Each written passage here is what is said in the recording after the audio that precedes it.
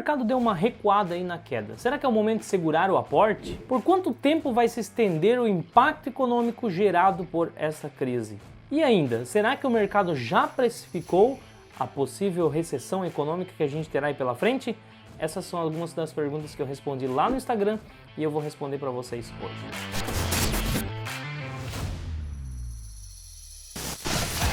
Fala investidor, meu nome é Leandro Cabral, esse aqui é o canal 500 Pratas. Como vocês sabem, todos os sábados às 9 horas da manhã eu trago um vídeo aqui para vocês. Geralmente eu respondo algumas perguntas que me fazem lá pelo Instagram. E essas que vocês viram aí no começo desse vídeo foram as perguntas que me fizeram essa semana. Então vamos falar um pouquinho delas. A primeira diz assim: estou na data do aporte, mas não estou confiante com a alta do dia. Devo adiar o aporte? Bom, olha só. Se você é um investidor de longo prazo, você não deve ter uma visão tão de curto prazo assim, porque para você dizer assim, né? Estou na data do meu aporte, mas teve uma alta aí essa semana, né? A semana que você foi fazer o aporte teve uma alta. Será que eu devo segurar o aporte para a próxima semana? Primeiro, você está contando com algo que a gente não tem como saber. Se você diz assim, devo segurar, é porque você está acreditando que a bolsa vai apresentar um novo recuo no preço, vai cair mais o preço ainda na próxima semana. Então você está querendo segurar o aporte para a próxima semana.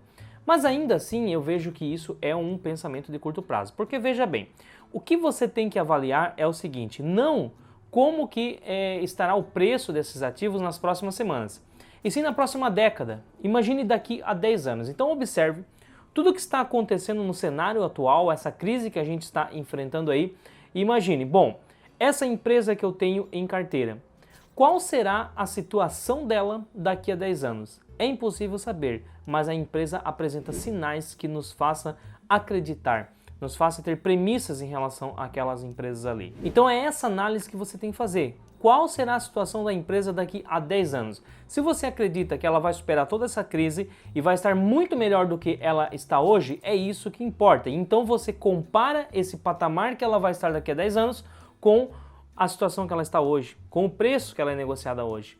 E aí você vai ver que não faz diferença você pagar 30 ou pagar 35, uma vez que semana passada ela era negociada a 60, então de qualquer forma a oportunidade está diante dos nossos olhos. Se você tem caixa para fazer o aporte, se você acredita no ativo, não fique esperando semana que vem, outra semana, uma quedinha de 5, 10%, mas também não vá com muita sede ao pote. Então não fique de fora, faça seu aporte, mas mantenha sempre uma reservinha em caixa para caso a crise se acentue ainda mais, a bolsa despenque ainda mais, você poder continuar comprando a preços melhores. Resumindo então, encontre o equilíbrio. Não elimine seu aporte, não deixe de lado seu aporte porque você acha que vai cair mais, mas também não aporte tudo de uma vez só. Encontre o equilíbrio, faça uma parte do aporte para não ficar de fora e deixe um caixinha para caso a crise se acentue e a queda também se acentue ainda mais.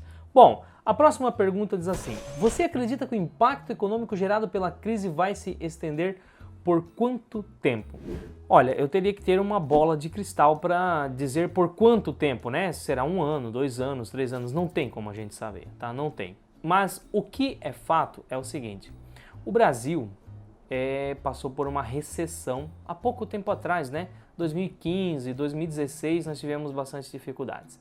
E agora a gente estava felizmente conseguindo organizar a casa e tirar o pé da jaca, né? Tirar o pé da lama. Mas aí vem essa situação e a gente só pode ter uma certeza: a recessão econômica virá, tá? Inclusive a situação, se a gente for parar para analisar, ela é tão complicada porque o comércio funcionando, as pessoas vão morrer infectadas pelo vírus. O comércio parado, é possível que a gente tenha pessoas morrendo de fome por conta do desemprego e da recessão econômica.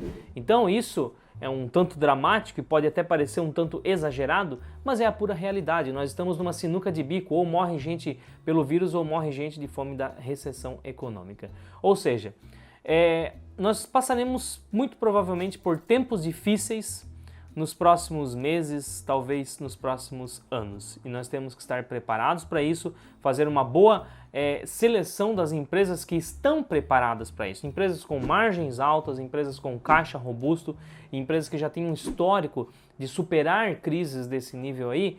A gente tem que fortalecer a posição desses ativos na nossa carteira para que a gente consiga permanecer com o nosso patrimônio, passar por toda essa situação aí e lá na frente ter o benefício da paciência. E é claro, torcer para que o desastre seja o menor possível, morra o menor número de pessoas possível aí nessa situação toda, né? Agora, o que a gente já tem de cenário aí quase certo é que a recessão econômica não vai ser fácil.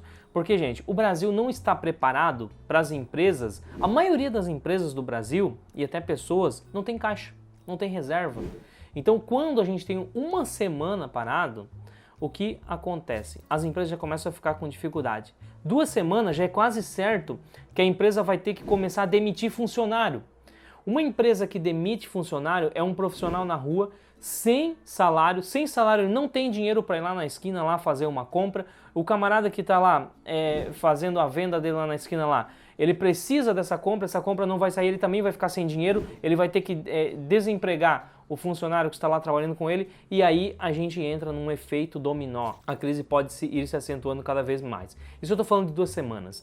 Na terceira semana, a empresa, além de demitir, a maioria já vai ter que começar a fazer dívida para conseguir manter as portas abertas. Na quarta semana, aí o caos já está instalado. Então a gente tem que torcer para que as coisas melhorem o mais rápido possível e que essa recessão, esse confinamento, não chegue aí a 1 mês. Eu estou chutando números aqui, não tem nenhum estudo aprofundado, mas é por feeling, é pela experiência que a gente sente e conversando com microempresários, empresários de pequeno porte, a gente percebe que é isso que acontece. Já tem muita gente desesperada, tá?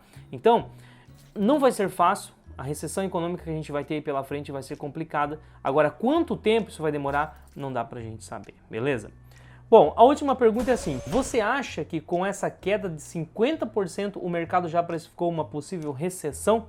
Bom, com certeza o mercado ele se antecipou, né? Porque o resultado das empresas, ele não muda em 1 semana, 2 semanas, das grandes empresas que a gente tem negociadas na Bolsa de Valores. Elas não são um jet ski na lagoa como os microempresários que eu estou falando. Elas são um Titanic no oceano, então demoram muito mais para que ocorram os efeitos colaterais aí dessa crise comecem a aparecer, tá? Então, com certeza, as empresas elas não tiveram uma redução nos seus fundamentos em 40% a 50%, mas a Bolsa teve uma redução de 40% a 50%. Então, o que é isso? É a Bolsa já precificando o que pode acontecer lá na frente, tá? Agora, daqui a 2 meses, a gente vai começar a ver aí os resultados das empresas, tá? E aí vai dar pra gente ter uma noção do impacto que essa recessão está causando no resultado das empresas. E baseado nesse resultado, o mercado inicia uma nova precificação, tá? Se o resultado foi muito pior do que a gente esperava, o mercado ele já começa a entender que o próximo resultado vai ser pior ainda e aí vem a correção. Aí pode ser que a gente tenha mais uma queda de 10, 20, 30%, não dá para saber, mas o fato é que a gente pode ter uma queda.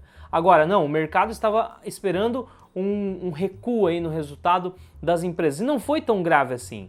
As empresas ainda continuaram entregando bons resultados, por incrível que pareça. Então o mercado entende que a correção foi exagerada e acaba dando uma folga, dando uma brecha e voltando um pouquinho para cima. Então é assim que funciona, mas respondendo a sua pergunta inicial, sim, o mercado sempre antecipa.